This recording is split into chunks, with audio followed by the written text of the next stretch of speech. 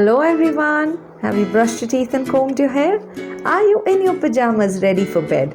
Are the curtains drawn and blankets tucked tight? Are you ready to sleep and say good night? But before you go into your dream ride, here's a story for you tonight. Tonight, I have got you a very funny story. But before I tell you the story, I would like to thank my little friend Ashir Puntambekar. Now, Ashir has been sending me voice messages, videos about how much he loves my stories and he never misses it. Thank you so much, Ashir. I love you for that. And Ashir loves building things. That's right, he's a little engineer. And Ashir, the last video that I saw of you making that elevator, and the technical details you gave about it and how it works, I was mighty impressed. Well done, very well done. I'm going to look forward to you building more and more things and showing it to all of us. That would be wonderful. So keep it up. And Ashir, this story is dedicated to you. So today's story is The Cook and the King by Julia Donaldson and David Roberts. Now, Julia Donaldson is one of my favorite story writer. You know, the story The Gruffalo is written by her. I'm sure most of you must have read that. If you haven't, then wait, I'm going to read it out to you soon. So here goes the story, The Cook and the King. There once was a very hungry king who needed a cook like anything. Oh dear me, a king who doesn't have a good cook? Let's see what happens. So he tried out lots and lots of cooks with their pots and their pans and their cookery books.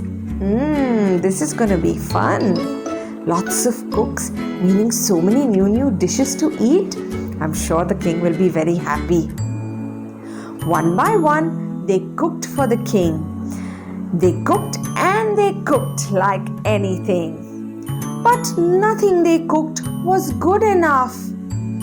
This egg is runny. This meat is tough. Too hot. Too cold. Too sour. Too smelly. I don't want a sausage inside my jelly. Ooh, even I wouldn't want a sausage inside my jelly. I like my jelly as it is. Poor king. This tastes all wrong, said the hungry king. And he frowned like anything. Oh, the king is still hungry. So many cooks came, they made so many things, he didn't like anything. What's going to happen now? But then he spotted another cook with feet that shuffled and hands that shook. My name, said the cook, is Wobbly Bob. I'm a bit of a wimp, but I would love the job. Do you know who's a wimp? Wimp is somebody who doesn't have a lot of courage and doesn't have a lot of confidence.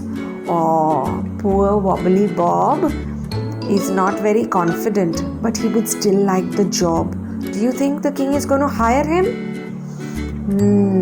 Let's find out. The king thought hard. Then he scratched his head. I fancy some fish and chips, he said. Yes, fish and chips is my favorite dish. But first, we will need to catch a fish. Oh my God. Now what's going to happen? He wants to eat fish and chips. You think Wobbly Bob can make it? Let's find out. Help! Said the cook. I'm feeling scared. I would love to fish if I only dared. But a shark might land in my fishing net, or I might get my nice apron wet. My knees are knocking. The cook declared, I'm scared, I'm scared. I'm terribly scared. Oh dear me. Now how is he going to cook? I don't think he's going to be able to make the dish. He's so scared of fishing. Well, I am scared of sharks too, but I don't think a shark will just simply jump inside your boat, will it? I don't think so.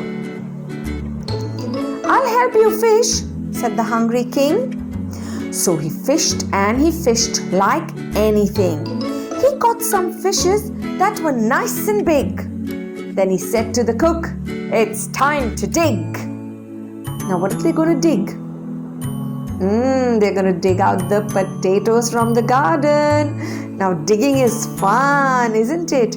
I think the king is really nice because he's helping the cook over here. I thought the king would get very angry and he would probably put him in the dungeon or something. That you are not going to fish? How comes you're not going to fish? But I think he's nice, so he's helping out. Now let's see what happens in the garden. Help! Said the cook. I'm feeling scared. I would like to dig if I only dared. What is he scared about in the garden? Funny Bob, what's got into you? Let's find out. I'm scared of the worms and scared of ants. Oh, they might crawl into my new pants. Bob, ants and worms, they are harmless. My palms are sweaty. The cook declared, I am scared, I am scared, I'm terribly scared. Funny wobbly Bob, you scared of digging? I'll help you dig, said the hungry king. So he dug and he dug like anything. Then he said to the cook, as he licked his lips, chop these potatoes into chips. Chips are my favorite too. Now this is going to be fun.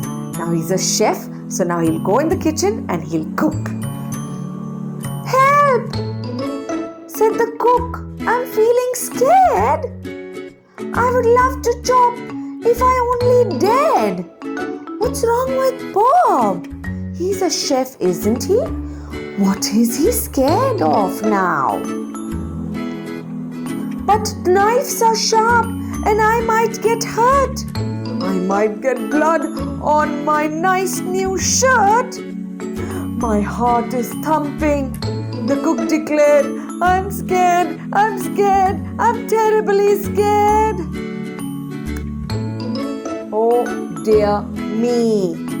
A cook who's scared of the knives? Now that's something new, isn't it? How can a cook be scared of knives? Because they know the skill, isn't it? They know how exactly to cut everything right. Now this wobbly Bob, poor thing, is scared of knives. What's going to happen? I think now the king is going to throw him in the dungeon. That what is wrong with you? You don't know how to chop? Or you're scared of chopping? Oh my God. Let's see what happens.